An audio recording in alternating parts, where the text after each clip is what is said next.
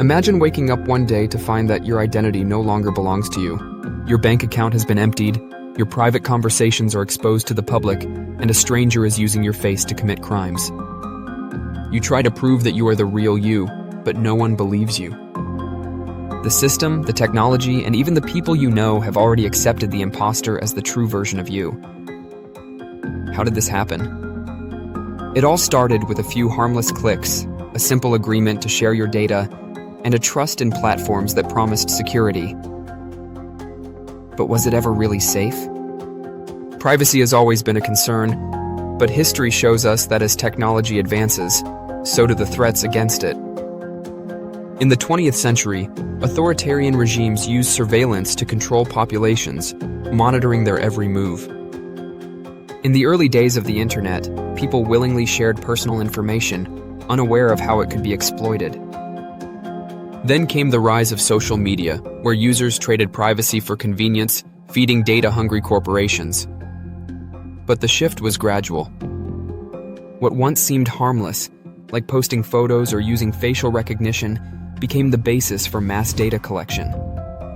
Now, governments, companies, and even hackers have access to information that past generations could not have imagined sharing so freely. If the past has taught us anything, it is that privacy is rarely lost all at once. It disappears in small, unnoticed steps until one day, it is completely gone. Public awareness of privacy issues has grown, but so has resignation. Some argue that there is no escaping it. Our data is already out there, so why worry? Others demand stricter laws, fearing the consequences of unchecked surveillance and data collection. Meanwhile, scandals continue to surface. Massive data breaches, governments spying on citizens, companies secretly tracking every click and conversation. Some people delete their social media accounts in protest, while others accept that privacy is a thing of the past. But the debate remains unresolved. Is this just the price of living in a digital world, or is there still a way to regain control? Philosophers, psychologists, and researchers have long warned about the dangers of losing privacy.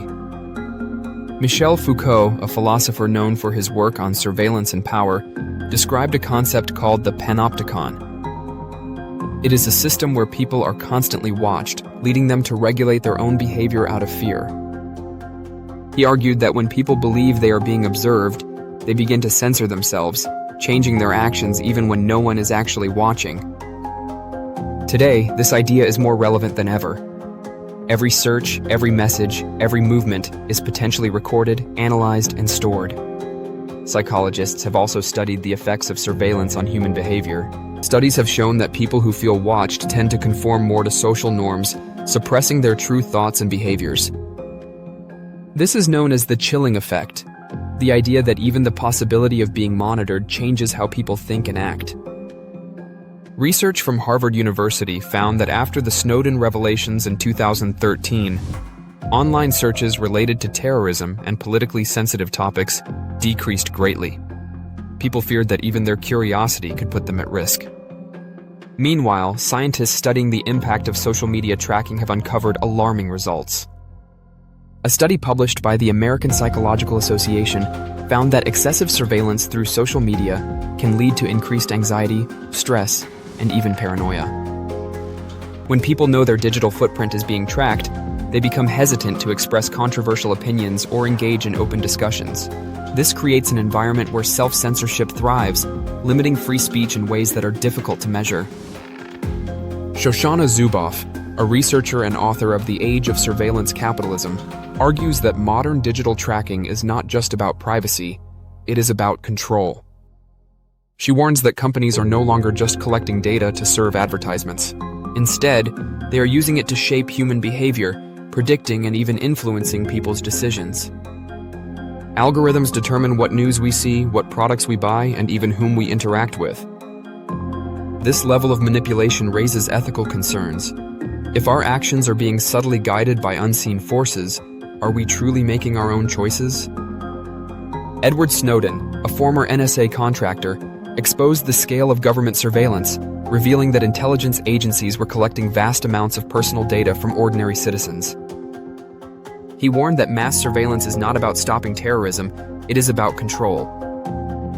His revelations led to global debates on privacy, yet much of the surveillance infrastructure remains in place today. Governments continue to justify these programs under the banner of national security, despite concerns over abuse and lack of transparency. The Cambridge Analytica scandal demonstrated how data could be weaponized. The company harvested personal information from millions of Facebook users without their consent, using psychological profiling to manipulate voter behavior. This raised a fundamental question. If private corporations can exploit data to influence elections, what else can they do? Despite these warnings, many people continue to share their personal information freely. Convenience outweighs caution, and the promise of personalized services keeps users engaged. But experts warn that privacy is not just an individual concern, it is a societal one. If people stop valuing privacy, governments and corporations will have no reason to protect it. In the words of George Orwell, Big Brother is watching you. The question is, are we still paying attention? Scientific research has repeatedly demonstrated the real-world consequences of privacy loss. A study from Stanford University analyzed how seemingly harmless data points, such as browsing history and social media interactions, can be used to predict personal details with astonishing accuracy. Researchers found that a few social media likes were enough for algorithms to analyze a person. These algorithms could predict political beliefs, religious views, and sexual orientation. They could even assess personality traits better than friends and family. This raises a critical concern. If companies and governments can predict our actions before we make them, do we still have free will? Another alarming experiment conducted by MIT researchers examined how easily anonymized data could be re-identified. They collected location data from smartphone users, stripped away names and unique identifiers, and then tried to match it back to individuals. Shockingly, with just 4 location points, they were able to correctly identify 95% of the participants. This research debunks the myth that data collection is harmless as long as it is anonymized. In reality, true anonymity in the digital age is nearly impossible. A paper published in Nature Human Behavior explored how mass data collection affects democracy. The study found that personalized political advertisements can subtly influence voter behavior without individuals realizing it.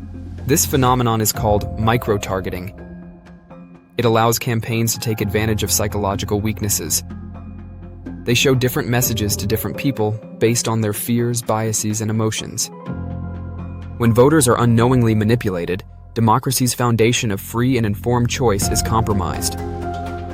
In another study, European researchers examined the impact of surveillance on social behavior. They created a simulation where participants were told their online activities were being monitored. The results showed that those under surveillance were significantly less likely to explore politically sensitive topics, express controversial opinions, or even search for certain news articles. This confirmed the chilling effect predicted by privacy advocates.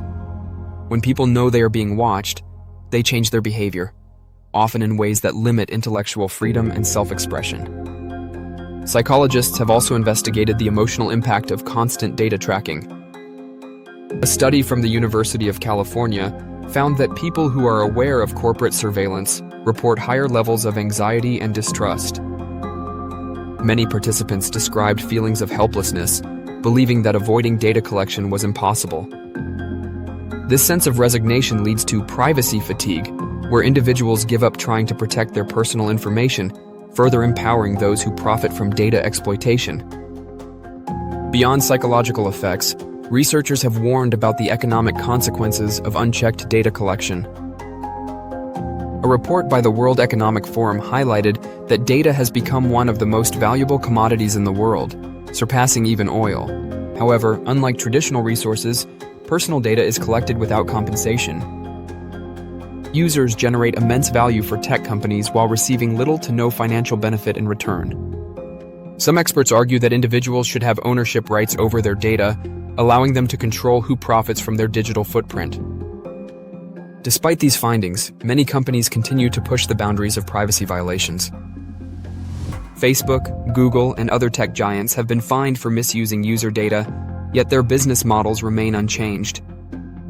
Laws such as the General Data Protection Regulation, GDPR in Europe, have introduced stricter privacy protections, but enforcement is inconsistent, and loopholes remain. In the absence of global regulations, companies operate with near-total impunity, collecting, storing, and selling personal data without users fully understanding the implications. The research is clear. Privacy is not just a theoretical issue. It is a measurable, tangible problem with far-reaching consequences. The question now is whether society will act before it is too late. Will we demand stronger protections, or will we continue to accept a future where nothing is truly private? The consequences of mass surveillance and data exploitation are not just hypothetical. They are already happening. Imagine a future where employers refuse to hire candidates based on AI-generated personality predictions.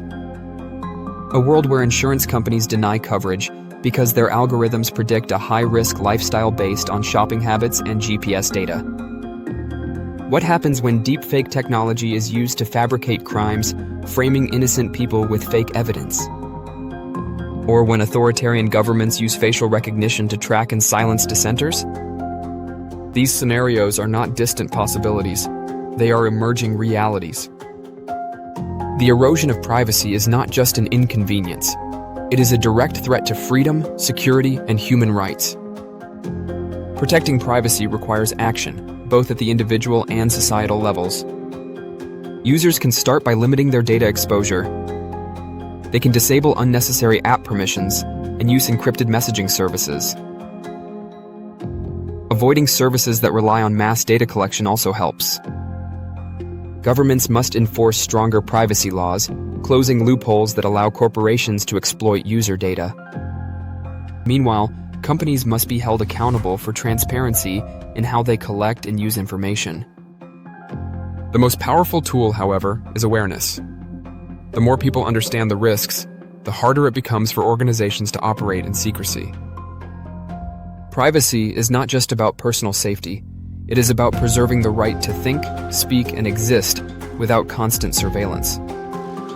As technology continues to advance, we must ask ourselves difficult questions.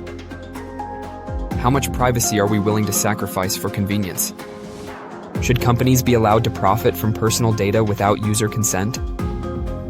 If constant surveillance becomes the norm, can we still claim to be free? Some argue that privacy is already lost, while others believe there is still time to fight back. But in the end, the most important question remains. In a world where everything is watched, recorded, and analyzed, who truly owns your identity? You or the systems that track you?